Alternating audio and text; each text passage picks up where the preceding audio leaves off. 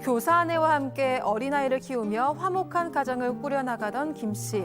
그는 최근 육아휴직을 마치고 복직한 아내를 위해서 선물까지 보내며 직장 생활을 응원했는데요. 그렇게 화목한 일상을 보내던 어느 날, 김 씨는 충격적인 소식과 마주하게 됐습니다. 김 씨의 아내가 같은 학교 옆반 교사와 외도를 저지르고 있었던 겁니다.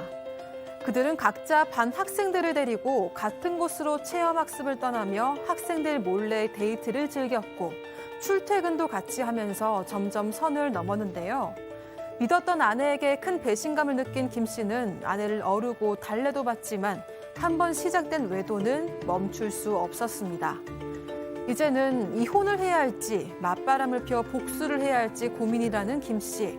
그의 고민을 별별 상담소에서 해결해 주세요. 자, 오늘 사연은 커뮤니티에 올라왔던 내용을 저희가 조금 각색했습니다. 자, 김 씨의 직업이 둘 다 부부교사였던 건가요? 아니요, 같은 교사는 아니었고요. 김 씨 같은 경우엔 일반 공기업에 재직하고 있습니다. 아내와는 소개팅을 통해서 만나게 돼서 결혼한 지 7년 된 부부입니다.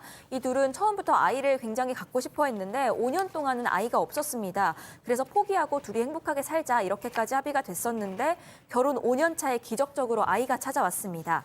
아내는 아이를 낳자마자 육아휴직을 신청했고요. 2년 뒤에 복직을 하게 된 상황입니다.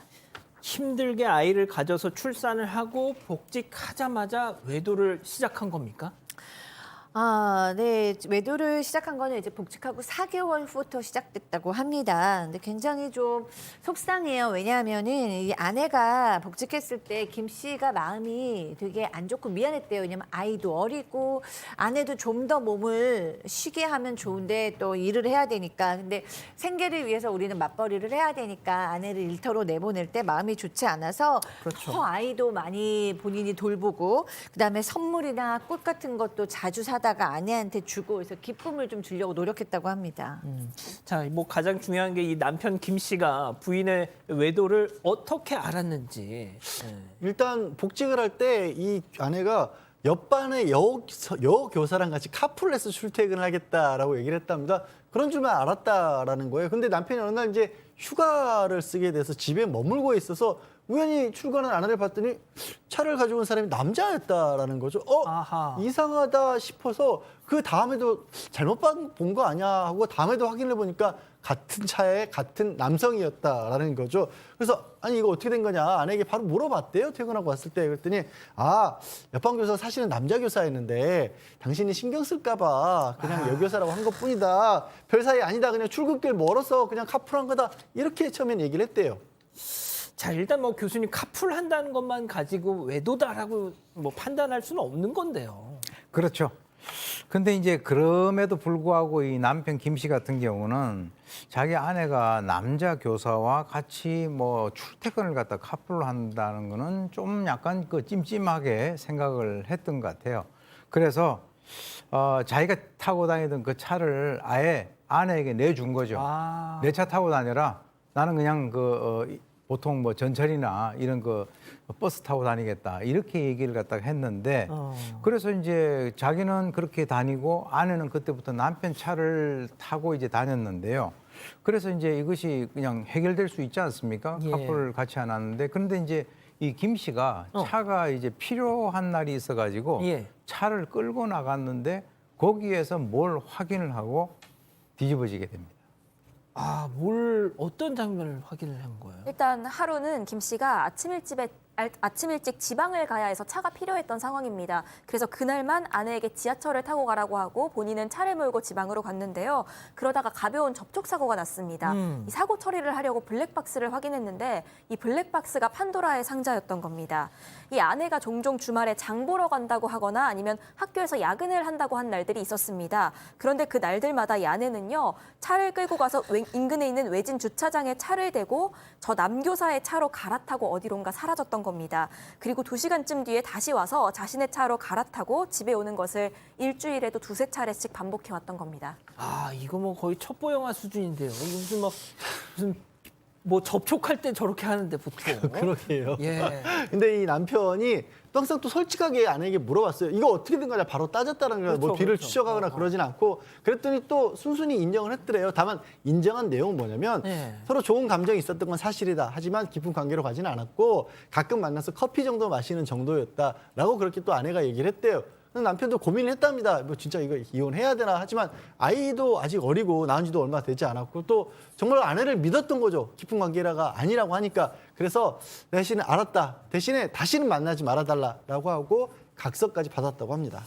교수님, 그러니까 지금까지만 얘기를 들어보면 무슨 외도 장면을 목격했거나 그런 건 아니지만 뭐가 됐든 속이긴 했잖아요. 그런데 뭐 들으신 것처럼 용서를 했습니다. 그거까지는 아니었다고 하니까.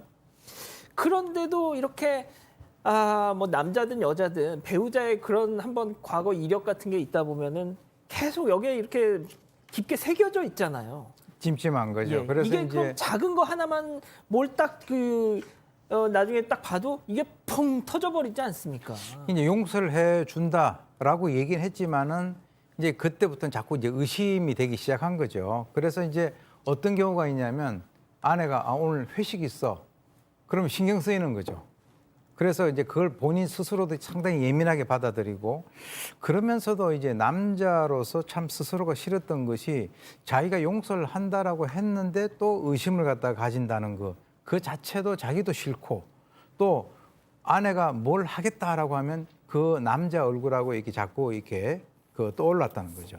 그런데 그 과정에서 자기가 아내에 대해서 일거수일투족에 대해서 구속하는 자기 스스로가 싫었다는데 그렇지만 정말 힘들게 아이를 낳았지 않습니까? 이 아이를 생각을 해서 어떻게든 다시 원래의 가정으로 돌아가기 위해서 상당히 많이 노력을 했다라고 합니다. 소장님의 좀 말씀이 좀 필요해 보입니다. 예. 네. 근데 제 의견을 조금 뒤에 얘기하고 사건이 또 있어요. 진짜요? 네. 그러니까 이렇게 뭐 남자는 너무 지옥 같은 시간을 보내는 거죠. 지옥 항상 같게. 의심. 항상 의심하고 작은 일에도 예민해지고 아내를 믿을 수 없게 그렇죠. 되고 막 이런 그 지옥 같고 힘든 막 예민하고 어려운 그런 시간을 6개월 지냈어요. 그래서 이제 조금 그래도 마음이 다잡아지려고 해서 아내를 이제 믿을 수 있을까라는 쯤 됐는데 어느 날 아내가 나가는데 노트북이 딱 켜져 있는 거예요. 왜 또? 근데 그걸 보면 안 되는데 이 좀 남자가 노트북 좀 꺼놓고 가죠. 네, 근데 이 남자가 사실 예전에 그런 일이 있었으니까 안 보게 되지가 않잖아요. 그래서 이제 맞습니다. 봤어요. 아유. 근데 또 이제 또 한 번의 판도라의 상자, 그러니까 교사들끼리만 주고받는 메신저가 있는데 그 남자 교사하고 다시는 연락 안 한다고 각서도 쓰고 꼭 약속했잖아요. 근데 계속 그 6개월 동안 연락을 하고 있었어요. 근데 이때도 뭐 결정적인 어떤 장면이나 어떤 외도 그런 걸 걸린 건 아니에요. 둘이 그냥 대화를 계속하고 있는데 어쨌든 안 만나고 있는 줄 알고 있다가 만나는 걸 알았기 때문에 더 배신감이 또 더 느끼게 되고요. 둘이서 이제는 그냥 어떻게 하면 안 걸리게 데이트를 할지 거의 전략을 짜고 있는 수준이었다고 합니다.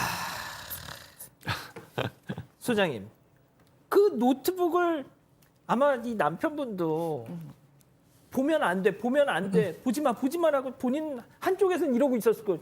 네. 또 한쪽에서는 막 삼지창 들고 아니야 봐야 돼, 너 봐서 직접 두 눈으로 확인하면서 막 엄청 막 이랬을 거예요 아마. 그러니까 그게 더 힘든 거예요. 그러니까 아내가 외도를 한 장면을 본 건 아니기 때문에 이게 정확하게 외도다라고 얘기할 수는 없잖아요. 그렇지만 이렇게 뭔가 심증도 물증도 어쨌든 둘이 좋은 마음을 가지고 계속 연락하고 있는 거는 사실이고, 근데 그 현실보다도 더 괴로운 건 이 남자가 자기의 스스로 마음 안에 전쟁을 치르고 있는 거거든요. 그러니까 사실은 굉장히 좋은 남편이라 꽃도 사주고 선물도 사주고 자상한 남편인데 이렇게 괴로울 일이 없는데 어떻게 보면 정말 혼자만 지옥을 맛봐야 되고 아내는 그 남자 교사랑 계속 연락을 하면서 어떻게 보면 뭐 사랑에 빠져서 있는 거니까 이 남성은 사실 이중삼중으로 고통을 감당하고 있는 것이죠.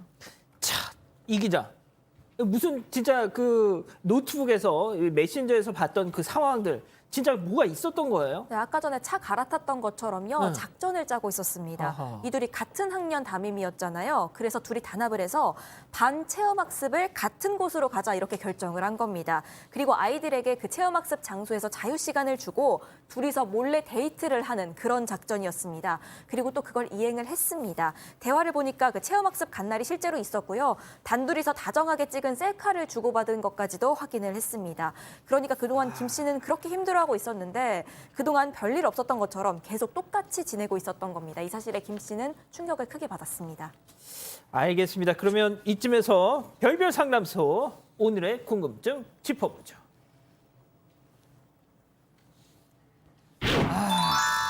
자, 같은 학교 동료와 외도, 뭐 사실상 외도죠. 이 아내, 교사 아내 각서까지 썼는데 이거 어떻게 하면 좋겠냐, 양 변호사님. 네? 글쎄요, 결국 뭐 남편에게 최종적으로 어떻게 할지 마음을 먹는 거는 남편에 달려 있는 건 당연한 얘기인데요. 사유로 따지면 아내의 규칙 사유는 명백해 보입니다. 각서까지 썼다라는 거는 이전에 뭔가 문제가 있었다라는 거를 그 안에 자백을 해놓은 거고요. 더 나아가서는 그때 그 각서의 내용은 아까 얘기 들으신 것처럼 별 관계 아닌데 그냥 커피 정도 마시는 사이인데 그래도 당신이 찜찜하다고 하니까 나 안 만나겠다. 각서 자체가 또 거짓말을 하고 있었던 거고요. 그리고 저는 사실 제일 마음에 걸리는 게 이 그 여교사분이 출산휴가 썼고요. 출산휴가 쓰고 나서 4개월 뒤에 학교 복직을 했지 않습니까? 그리고 몇 달이 지나지 않아서 이게 또 발각이 됐기 때문에 아이가 이제 갓 돌 지났다는 얘기밖에 안 돼요. 그래서 아이도 엄마의 손길이 한참 필요한 그런 시기인데 무슨 뭐 불륜의 부정의 뭐 제가 용서할 만한 시기가 있다는 건 아니지만 더 뭐 그냥 흔한 말로 형사 사건 아니지만 죄질이 안 좋네요. 이 여자분. 그러게요. 자, 소장님. 뭐 이거 뭐 이 남편 김 씨는 정말 이혼을 해야 할지 아니면 그 외에 좀 사회적으로 권장되지 않는 방법을 써야 될지 좀 고민을 하고 있다고 하던데요. 네, 그렇습니다. 그러니까 남편은 차라리 뭐 앵커께서는 피해 가셨지만 나도 차라리 그냥 맞바람을 펴서 그냥 나도 이렇게 당하고만 있지 않는 게 낫지 않겠습니까? 라고 이제 질문을 해서 그 의견을 물어보고 있는데 사실 이혼이냐 맞바람이냐를 고민하시는 건 저는 맞바람은 이 남편에게 좋을 것이 없습니다. 심적으로나 결론적으로 뭐 얻을 게 별로 없어서 결국에는 고민을 이혼을 할 것이냐 다시 한번 기회를 줄 것이냐의 문제가 되겠죠. 근데 이제 뭐 이혼을 하자면 아무래도 아이가 돌밖에 안 된 아이가 걸릴 것이고 그리고 또 이제 외도라는 그 현장을 본 것은 아니기 때문에 또 딱 이혼을 하기에는 또 어떻게 굉장히 갈등이 많으실 것 같아요. 근데 또 다시 한번 기회를 주기에는 너무 정해진 고통이잖아요. 다시 한번 마음은 지옥에 빠질 것이고 예민해질 것이고 이미 신뢰도 깨졌고 애정도 깨졌고 이렇기 때문에 이 결혼을 유지하는 것이 어떤 의미일까 그리고 과연 유지할 수 있을까 이런 5만 가지 생각이 들잖아요. 그래서 결국에는 뭐 심사숙고해서 이 남편께서 결정을 하셔야 되는데 뭐 감정보다는 차가운 이성을 가지고 결정을 하셔야겠죠. 자, 교수님도 한 말씀 해주시죠. 네, 제가 이제 볼 때는 일단 그 남편이 한번 용서를 해줬잖아요. 그러니까 이제 거기에 대해서 나중에 보니까 또 동료 교사하고 우리가 어떻게 하면은 걸리지 않고 또 서로가 바람을 필 수 있을 것인가라고 작전을 짰다라고 하는 것이 저는 굉장히 주목을 하고 있어요.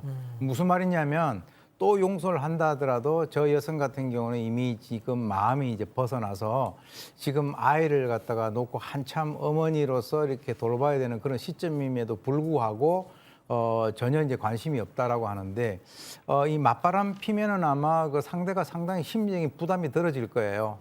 그래 맞바람 폈으니까 나하고 이제 퉁치면 된다 이렇게 생각을 갖다가 할 수 있기 때문에 그거는 굉장히 좋지 않은 방법이고요. 실제로 이제 이 상처라고 하는 것은요, 이 사건이 아니라 사건에 대한 어떤 기억과 해석이라고 하는 그런 측면에서 이 남성이 앞으로 가질 수 있는 그 상처는 굉장히 오래 갈 것 같다라고 하는 생각이 듭니다. 물론 이제 저 여성 같은 경우도 그 상대되는 남성하고 지금 다시 또 뭐 자기들이 결혼을 한다든가 이 남편하고 헤어지면 또 똑같이 결혼 상태에 들어갈 텐데 그렇게 하다 보면 별거 아닐 텐데요. 지금 현재 일상의 평범함이라고 하는 것이 이 행복이라고 하는 사실을 제대로 깨닫지 못하고 있다. 세월 지나면 후회하겠죠. 예. 양 변호사님 뭐 짧게 한 말씀 뭐 부탁드릴까요? 아내분의 행동이 너무 가벼웠던 것으로 보여요. 그러니까 그만큼 심각한 상황이란 걸 인지하지 못한 상황에서 그러니까요. 이런 행동을 이어갔고 다시 한번 말씀드리면 아이가 너무 어렸다는 부분도 있기 때문에 저는 남편으로서는 신뢰 회복하기가 굉장히 어렵지 않을까. 이런 경우라면 맞바르면 말도 안 되는 거고요. 그렇죠. 그건 쌍방폭행입니다. 둘 다 예. 범죄가 되는 거고요. 범죄라니까 비유입니다. 그냥 정리를 하시는 게 나을 듯 싶습니다. 자, 우리 가족 여러분들 뭐 많이 의견 주고 계시네요. 네, 구글린님은요. 눈치 빠른 학생 중에는 분명히 아는 학생이 있었을 거다. 애들이 뭘 배우겠냐라고 하셨고요. SLY님도 아주 조심스럽게 혹시 친자 확인을 해야 하지 않을까요? 라고도 하셨습니다. 또 가희님은 차 끌고 나와서 주차장에 세워놓고 다른 남자 차로 불륜하는 거 그런 거 종종 보인다 이렇게 말씀하셨습니다. 종종. 아, 그렇군요. 아, 충격적입니다. 아직 안 끝났습니다. 이거 눌러주세요.